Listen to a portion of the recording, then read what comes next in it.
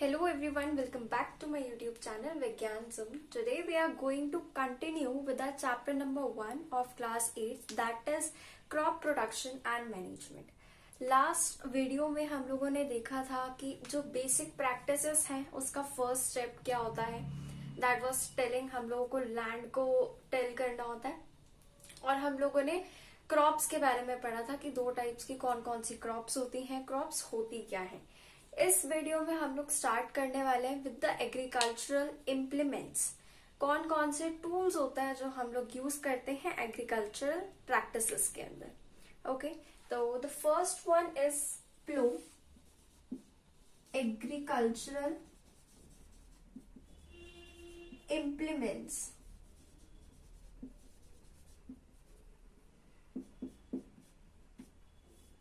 So the first one here is a plow, जो एक ancient tool है for tilling, ploughing, weeds removal etcetera. इन सब processes के लिए यूज किया जाता है. प्लो हम लोगों का एक एंशियंट टूल है, मतलब पुराने जमाने में इस टूल का यूज किया जाता था for tilling of the land, ploughing and weeds removal. कई बार वीड्स को रिमूव करने के लिए, फर्टिलाइजर्स को ऐड करने के लिए भी इवन यूज किया जाता था प्लो का. ये हम लोगों का जनरली वुड और आयरन का होता था. वुड और आयरन. अब इसके अंदर होता क्या था? One triangular iron piece. एक ट्रायंगुलर आयरन पीस लगा होता था. किसके साथ में? Log of wood. एक वुड का लॉग होता था जिसके साथ में इस ट्रायंगुलर पीस को कनेक्ट कर दिया जाता था. और उसके बाद में जो लॉग होता था वो बुल जो होते हैं, जो एनिमल्स होते हैं, कुछ हम लोगों के काउज हो गए या फिर बुल्स हो गए, वो उससे पुल करते थे. ठीक है. If you will see in your NCERT books you will be able to get the picture of what I am trying to explain to you. Okay, तो फर्स्ट हम लोगों का प्लो होता है. द सेकेंड टूल इज हो. ये भी हमारा एक एंशियंट टूल ही है जो यूज किया जाता था for the loosening of soil. Okay, late me write it down.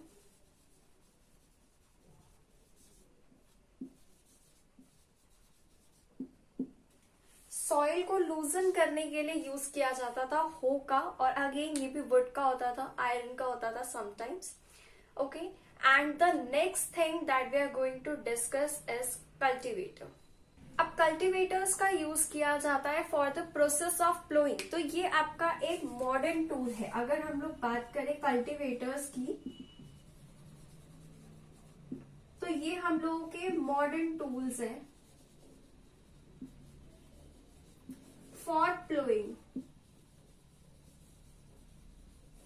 Ploughing के लिए अब जो मॉडर्न टेक्निक यूज की जाती है वो ट्रैक्टर्स के थ्रू किया जाता है. Ploughing and telling, loosening of soil, और उसको हम लोग कल्टीवेटर्स कहते हैं. ऑलराइट, सो नेक्स्ट हम लोगों का आता है सोइंग.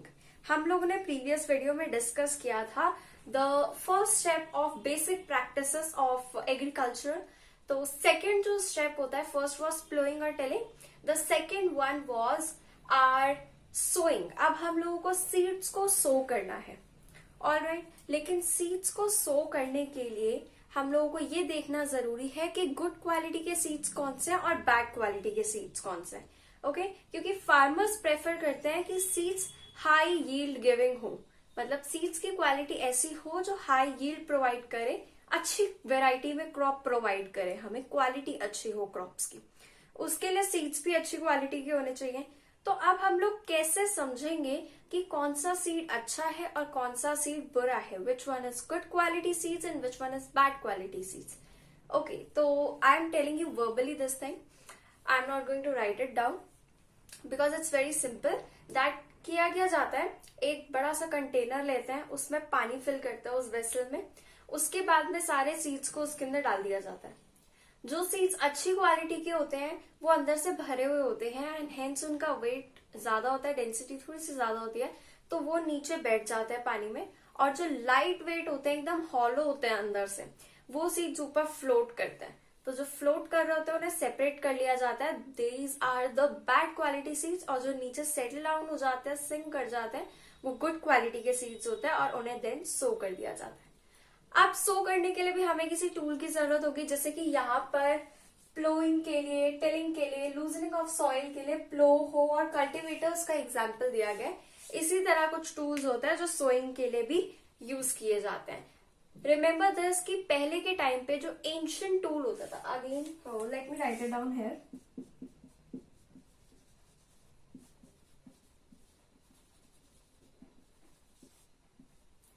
टूल्स फॉर सोइंग, जो हम लोगों का एंशियंट है टूल, वो हम लोगों का एक फनल शेप टूल होता था।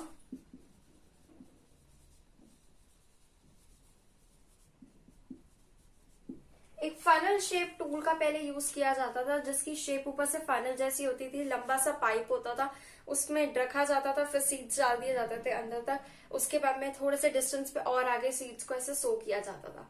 बट अब हम लोगों का यूज किया जाता है सीड ड्रिल। मॉडर्न टूल जो है हम लोगों का, दैट इज सीड ड्रिल, जो अगेन ट्रैक्टर्स वगैरह की हेल्प से ही होता है, उसी के साथ में कनेक्शंस होते हैं। अब सीड ड्रिल में होता क्या है, helps in the sowing of seeds, very simple thing.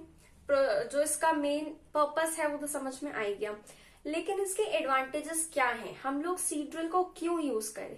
पहली बात तो ये कि ये मशीन्स के थ्रू, थोड़ा ट्रैक्टर्स के थ्रू किया जाता है, तो उसके अंदर जो डिस्टेंस होता है सीड्स के बीच में वो इक्वल रखा जा सकता है। सो जो फर्स्ट एडवांटेज है वो ये है कि इक्वल डिस्टेंस बिटवीन सीड्स, दो सीड्स के बीच में इक्वल डिस्टेंस होगा तो दो प्लांट भी हम लोगों के इक्वल डिस्टेंस पर ग्रो करेंगे। तो जितने भी सीड्स सो किए जाते हैं वो इक्वल डिस्टेंस पर किए जाते हैं। सेकेंडली, टाइम और लेबर सेव होता है।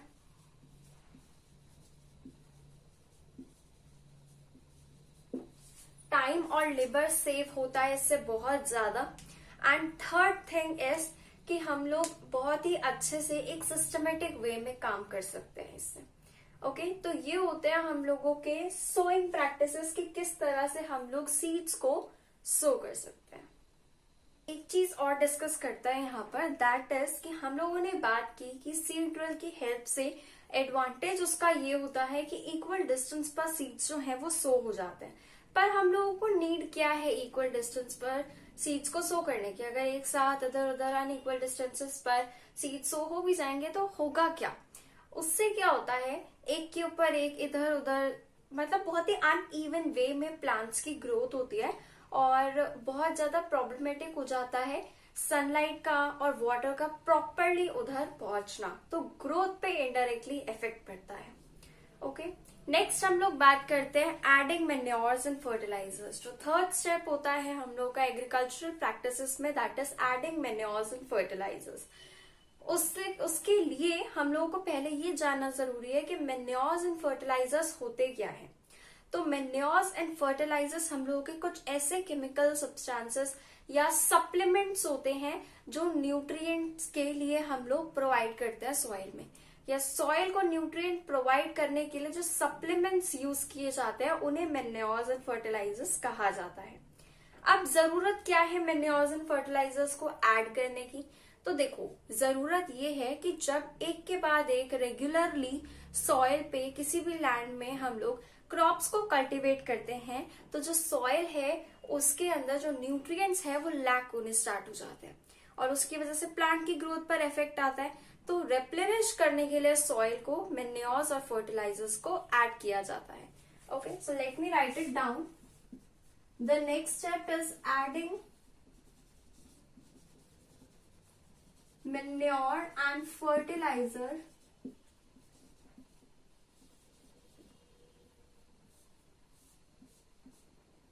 जिसके अंदर why we should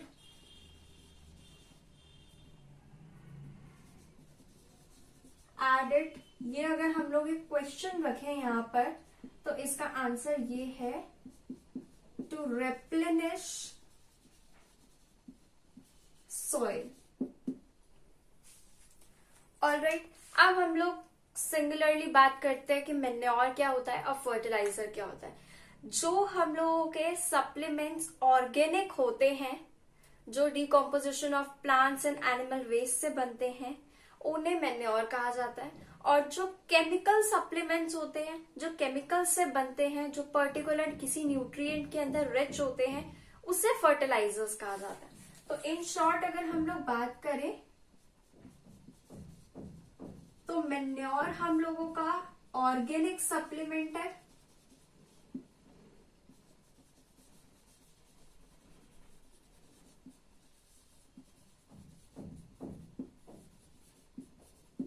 और फर्टिलाइजर की बात करें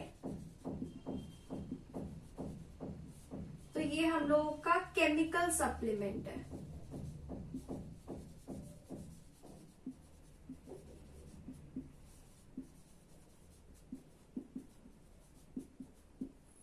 और तो ये दोनों चीजें यहाँ पर समझ आ गई आपको। ओके, अब अगर हम लोग बात करें कि मैन्योर्स और फर्टिलाइजर्स को ऐड करने के अलावा भी क्या हमारे पास में कोई भी ऐसा मेथड है जिससे हम लोग सॉइल को रिप्लेनिश कर सके। So the answer is yes, बिल्कुल है। That is crop rotation. Late me write it down.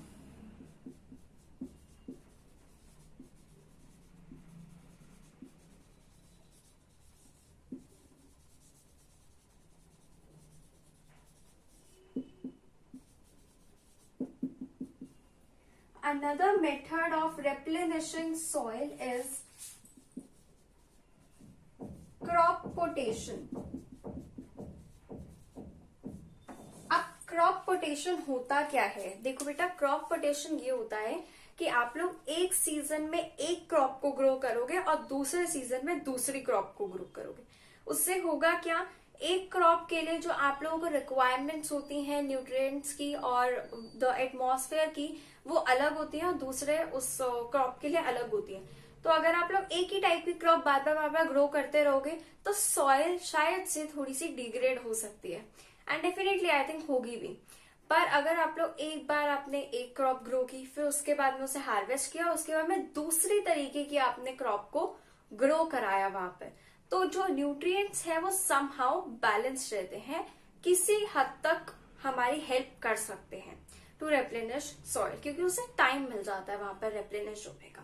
उसके बाद में आप लोग सेकंड के बाद वापस से जो फर्स्ट वाली आपने क्रॉप ग्रो की थी आप कर सकते हो, क्योंकि वहां पर सॉइल आपकी उस पीरियड के अंदर, उस टाइम गैप में रेप्लेनिश हो चुकी है। तो हम लोगों ने यहाँ पर बात की थी कि जो मैन्योर होता है वो ऑर्गेनिक सप्लीमेंट होता है न्यूट्रिएंट्स का, या ऐसे ऑर्गेनिक सब्सटेंसेस होते हैं जो न्यूट्रिएंट्स प्रोवाइड करते हैं सॉइल को। ओके, तो इसका हम लोगों का एक तरीके से खाली एडवांटेजेस होते हैं, जो भी सॉइल को मिलता है वो एडवांटेज मिलता है। तो हम लोग यहाँ पर लिखते हैं एडवांटेजेस ऑफ मैन्योर।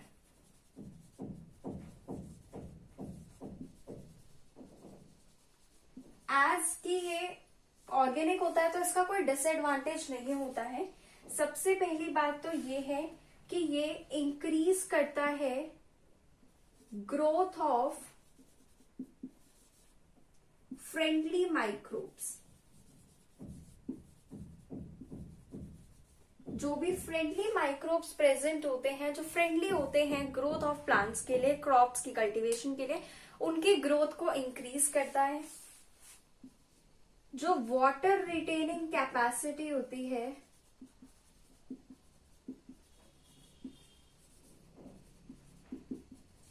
सॉइल की,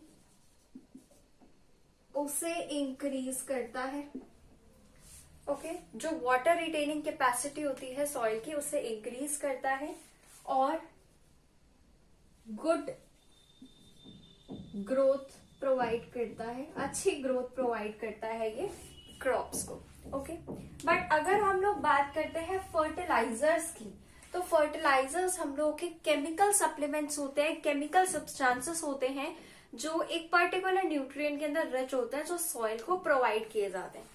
तो जहां केमिकल आ जाता है वहां उसके कुछ एडवांटेजेस भी होते हैं तो कुछ डिसएडवांटेजेस भी आ जाते हैं। तो इसका डिसएडवांटेज ये होता है कि अगर बहुत ज्यादा एक्सेसिव अमाउंट में यूज किया जाए, अगर बहुत एक्सेसिव अमाउंट में यूज किया जाए फर्टिलाइजर्स को, तो वो सॉइल की जो क्वालिटी होती है उसे डिग्रेड भी कर सकता है।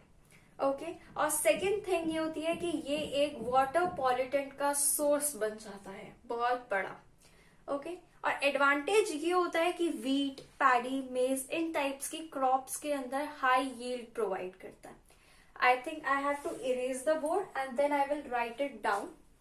Firstly, I will tell you that here I have written some examples of your fertilizers. यहाँ कुछ fertilizers के example मैंने यहाँ पर लिखे हैं। Urea, potash, these are manures and fertilizers. So ammonium sulfate, sulfur phosphate and NPK. What is NPK here? N for nitrogen, P for phosphorus and के for potassium. Okay so ये आप लोगों के कुछ फर्टिलाइजर्स या फिर कुछ न्यूट्रिएंट्स आप कह सकते हो इम्पोर्टेंट उसके नेम्स हैं। I am going to erase the board and then I will continue. Okay so यहाँ पर हम सबसे पहले लिखने वाले हैं डिसएडवांटेज और let me write it cons. Okay pros and cons लिख देते हैं। Cons are the disadvantages and pros are the advantages. तो हम यहाँ पे शॉर्ट में लिख देते हैं कॉन्स। और किसकी बात कर रहे हैं हम लोग यहाँ पे? फर्टिलाइजर्स। फर्टिलाइजर्स के ही कॉन्स की बात करेंगे और फर्टिलाइजर्स के ही प्रोज की बात करेंगे, pros and cons. So con इसका सबसे पहला ये है कि ये हम लोगों का एक वाटर पॉल्यूटेंट बन जाता है, वाटर पॉल्यूटेंट का सोर्स बन जाता है। And if used excessively makes soil degraded. Alright, and the advantage is gives high yield of wheat. I'm sorry. Maize and paddy. Alright. और नेक्स्ट मैंने यहाँ पर एक क्वेश्चन लिखा हुआ है। Have a look. What is the use of rhizobium bacteria? या आपसे क्वेश्चन कुछ घुमाकर भी किया जा सकता है कि एयर के अंदर जो नाइट्रोजन होता है उसे कौन फिक्स करता है? How the atmospheric nitrogen is fixed. Late me write it down. इसको हम लोग एक तरीके से और पूछ सकते हैं question, how is atmospheric nitrogen fixed? देखो आपको शायद सेकंड क्वेश्चन से एक आंसर तो मिल गया होगा, हाफ आंसर तो आपको फर्स्ट क्वेश्चन का मिल गया होगा। That is what is the use of rhizobium bacteria? Rhizobium हमारा एक बैक्टीरिया होता है जो कहाँ प्रेजेंट होता है? रूट नोड्यूल्स के अंदर, लेग्यूमिनियस प्लांट्स के अंदर। ओके सो राइजोबियम बैक्टीरिया जो होता है present in root nodules of leguminous plants. Okay leguminous plants के रूट नोड्यूल्स के अंदर एक बैक्टीरिया होता है जिसका नाम राइजोबियम होता है, वो प्रेजेंट होता है और वो क्या करता है? एटमॉस्फेरिक नाइट्रोजन को फिक्स करता है। वर्क कह लो या फंक्शन कह लो, वो वहां पर प्रेजेंट होकर एटमॉस्फेरिक नाइट्रोजन को फिक्स करता है। तो दो क्वेश्चन किसी भी टाइप से पूछे जा सकते हैं, बट आंसर उसका यही है कि राइजोबियम बैक्टीरिया रूट नोड्यूल्स में प्रेजेंट होता है लेग्यूमिनियस प्लांट्स की, जो एटमॉस्फेरिक नाइट्रोजन को फिक्स करता है। क्यों? क्योंकि जो नाइट्रोजन होता है एटमॉस्फेयर में, मैं ये बहुत शॉर्ट में बता रही हूँ because this is not in your syllabus, just for your general knowledge, कि जो एटमॉस्फेरिक नाइट्रोजन होता है वो N2 की फॉर्म में प्रेजेंट होता है। जैसे ऑक्सीजन O2 की फॉर्म में प्रेजेंट होता है, नाइट्रोजन N2 की फॉर्म में प्रेजेंट होता है, और जो प्लांट्स होते हैं वो नाइट्रोजन को इस फॉर्म में कंज्यूम नहीं कर पाते, तो इसको बीच में से ब्रेक डाउन करना पड़ता है। That's a chemical process. Alright, So I think that's it about this video, this part of this chapter.